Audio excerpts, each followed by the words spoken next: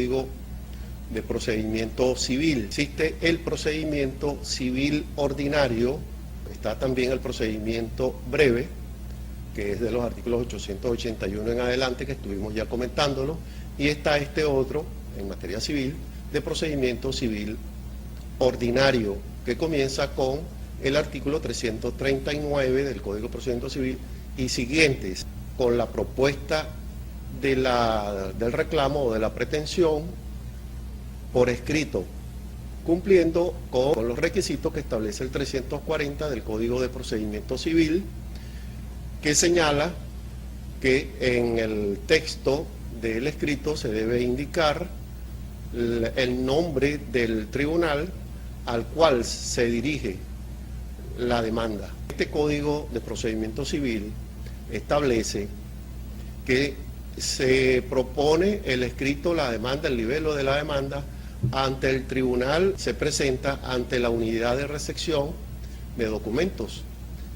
Y como dijimos, debe cumplir entonces con estos requisitos del 340, el cual la indicación del tribunal, segundo, el nombre, apellido y domicilio tanto del demandante y del demandado, el carácter que tiene el demandante, si está actuando con poder, presentar, consignar junto con el libelo, el poder. Se está actuando en representación de una persona jurídica, una empresa, una compañía, de cualquier tipo, compañía anónima, sociedad responsable limitada, una fundación, una asociación, una cooperativa, etcétera, se debe indicar la denominación o razón social y los datos de registro, bien sea del registro mercantil, si se trata entonces de las compañías, o del registro mercantil, o del registro público si se trata de las asociaciones, fundaciones, cooperativas. Tercero, el demandante precisar cuál es el objeto de la pretensión. Allí debe entonces determinar con precisión el objeto de la pretensión. Si se trata de un bien inmueble, hacer la indicación de la situación y linderos. Es decir, si está inmerso un fondo, un apartamento, una casa, esos son los inmuebles, ellos tienen una ubicación que está contenida en el documento público. Y tiene también los registros, datos de registro, tomo, el número, protocolo. Eso también debe estar señalado en ese escrito, si se trata de un bien inmueble. Si se trata de una cosa semoviente de ganados, animales, se deben indicar las características, las señales, las marcas que les hacen a los animales. Si se trata de derechos u objetos incorporales, debe indicar los datos, títulos, las explicaciones necesarias. Pongamos el ejemplo, a solicitar una indemnización por enriquecimiento sin causa. Hubo una persona que arrendó un inmueble, construyó allí y sin embargo posteriormente el propietario del inmueble, a través de acciones judiciales, le arrebató digamos la posesión, porque la propiedad es de él, pero le arrebató la posesión y también los beneficios que ya esta otra persona había hecho o realizado en el inmueble. Entonces allí hay un enriquecimiento sin causa y debe señalar cuáles son todas las características que se presentaron allí, describir precisamente esta situación. Quinto, en ese escrito de demanda debe señalarse la relación de los hechos y los fundamentos de derecho, así como presentar los documentos fundamentales de donde derive su derecho y que sean necesarios, que sean fundamentales, porque después no hay otra oportunidad para presentarlo. Si se demandare la indemnización de daños y perjuicios, entonces se confirma, se ratifica que se debe hacer la especificación detallada de estos y sus causas. El nombre, por supuesto, del mandatario y la consignación del poder, Asimismo, cumplir con un requisito que es lo que establece el artículo 174 del Código de Procedimiento Civil, señalar la dirección de quien está demandando. La persona que está demandando debe señalar al final de su escrito cuál es la dirección, cuál es su domicilio, porque allí es donde se le va a dirigir las citaciones y notificaciones en el transcurso del procedimiento.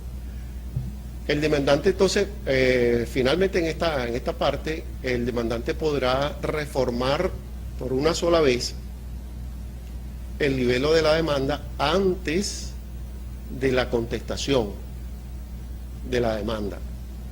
Pero cuando se hace la reforma, se le debe otorgar, nuevamente comienza a correr el lapso de emplazamiento para la persona, para el demandado. Como estamos hablando del procedimiento ordinario civil, el emplazamiento es un lapso de 20 días, dentro del cual se debe producir la contestación, dentro del cual y dentro de las horas que tenga de tablilla, que tenga el tribunal, es decir, las horas que tiene para despachar, es desde 8:30 de la mañana a 3:30 de la tarde. Entonces, este escrito ante la unidad de recepción de documentos en el circuito que corresponde al tribunal, revisa, y si no es contraria a derecho, buenas costumbres, y no contraría tampoco alguna disposición expresa de ley, admite la demanda. Una vez presentado y admitida la demanda, se pueden presentar tres situaciones distintas en relación a la perención de la instancia o la extinción de la instancia. Una vez que se inicia, se habla que existe una instancia a través del cual se va a dirimir el conflicto. Una vez que se admite, el demandante, dentro de los 3 días siguientes, debe hacer lo necesario para que exista o para que se haga la citación del demandado. Como actualmente eso no genera aranceles judiciales, como anteriormente, entonces, ¿cuáles son las diligencias necesarias? Que se le saque la compulsa al libelo de la demanda con la orden de comparecencia, que el alguacil se presente y cite. Si no hay ninguna diligencia que el demandante diga que sufragó los gastos, por ejemplo, cuando está a una cierta distancia del tribunal, que ya el alguacil debe proveérsele de los emolumentos para que se traslade el gasto de transporte de ida y vuelta, porque no puede utilizar el alguacil el ingreso que él tiene mensual, su salario o su sueldo, no lo puede utilizar para todas las citaciones, porque entonces ese sueldo no le cubriría para todas las citaciones. Entonces el demandante tiene que hacer, pagarle, llevarlo, traerlo, para que eso se haga, y debe contar. Si eso no conte y transcurren 30 días, allí opera entonces por el lazo de los 30 días, la perención de la instancia y se extingue ese procedimiento. Igualmente, cuando se hizo la reforma, pasan los 30 días y no se diligencia para practicar la citación, también ocurre la perención de la instancia. Igualmente, cuando una vez que se admite la demanda, transcurre un año sin que haya ninguna práctica o diligencia dentro del proceso.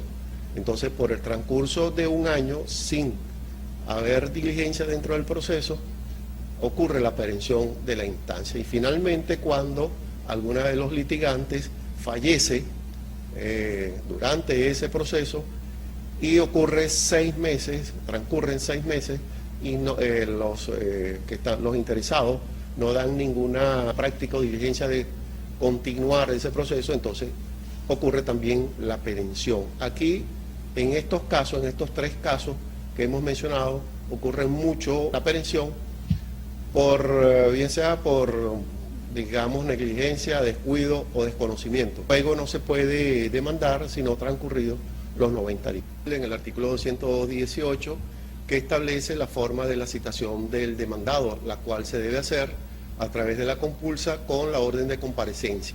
Se presentan 3 situaciones distintas. El alguacil se dirige al domicilio del demandado o los demandados y los encuentra, ellos firman. Una vez que el alguacil consigna su diligencia en el expediente, comienza a correr el lapso de la contestación de la demanda dentro de los 20 días que se establece. La otra situación, el alguacil se presenta en el domicilio, encuentra a la persona, pero este no firma. El alguacil regresa al tribunal para dejar constancia de esa diligencia, y el demandante tiene que estar pendiente para diligenciar en el expediente para que el secretario o la secretaria se dirija al mismo domicilio a fijar una notificación, y transcurrido como sea el lapso que se establece allí, ya comienza a correr el lapso entonces de la comparecencia. Y la tercera situación es que el alguacil se presentó en el domicilio pero nunca consiguió al demandado. En este caso entonces se hace la solicitud por carteles, que es la publicación en el periódico de circulación local, dos citaciones en días distintos.